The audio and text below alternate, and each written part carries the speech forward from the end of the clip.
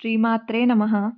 ఈ వీడియోలో ఆరుద్ర దర్శనం అంటే ఏమిటి, మరియు ఆ రోజు చేయవలసిన విధి విధానాల గురించి క్లుప్తంగా తెలుసుకుందాము.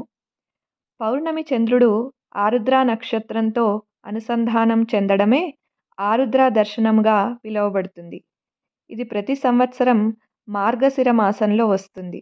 అదే రోజు మార్గశిర బ్రహ్మోత్సవం శివాలయాలలో వేడుకగా జరుపుకుంటారు. ఆ పరమశివుడిని నటరాజ స్వామిగా ప్రత్యేకంగా ఆ రోజు కొలుచుకుంటారు.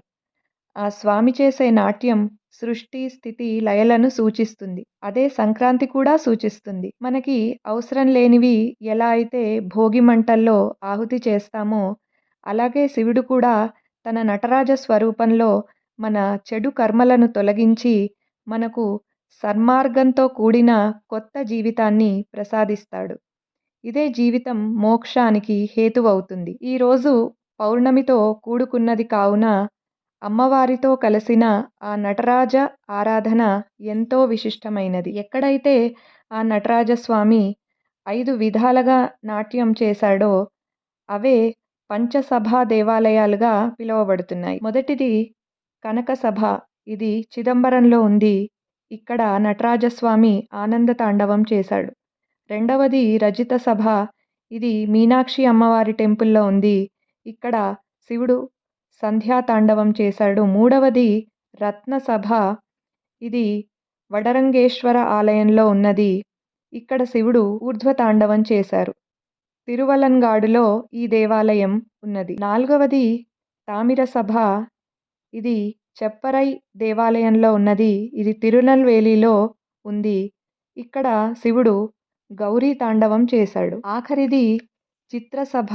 ఇది కుట్రాలం టెంపుల్లో ఉంది. ఇక్కడ పరమశివుడు త్రిపుర తాండవం చేశాడు. ఇంకెందుకు ఆలస్యం, ఈ శివశక్తి శక్తికి అనుసంధానం అవుదామది. మనము శివపార్వతులున్న ఒక ఫోటోని కానీ, శివలింగాన్ని కానీ, లేదా నటరాజస్వామి ఫోటో కానీ, విగ్రహాన్ని కానీ రెడీగా పెట్టుకున్న తర్వాత అమ్మవారి స్వరూపంగా జ్యోతిని కొలుస్తాం కాబట్టి కుందుని అలంకరణ చేసి రెడీ చేసుకోవాలి. అలంకరణ కోసం పువ్వులను, వివిధమైన ఆభరణాలను మనము అలంకరించుకోవచ్చు. ఈ కుందుని ఒక ముగ్గు మీద పెట్టి మనము పూజ చేసుకోవచ్చు. ఇప్పుడు పూజ ఎలా చేయాలో చూద్దాము. ముందుగా జ్యోతిని వెలిగించి ఆ గణపతికి ప్రార్థన చేసుకున్న తర్వాత షోడశోపచార పూజ చేసి, లేదా ధూపదీప నైవేద్యాలు అర్పించి, తాంబూలమిచ్చి, నీరాజన చేసి, ప్రదక్షిణ చేసి, అయ్యవారి అమ్మవారి ఆశీస్సులని తీసుకొని పొద్దున పూజ ముగించుకోవాలి. పొద్దున వెలిగించిన జ్యోతి సాయంత్రం పూజ పూర్తయ్యే వరకు ఘనం కాకుండా చూసుకుంటూ ఉండాలి.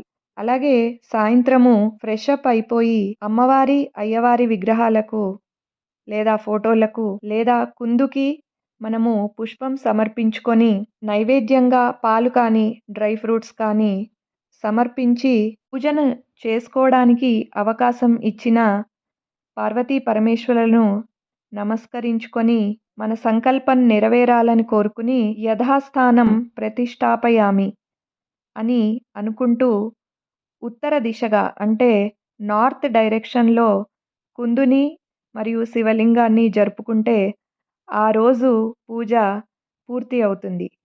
ఈ పూజ మనము ప్రతి పౌర్ణమికి కూడా చేసుకోవచ్చు.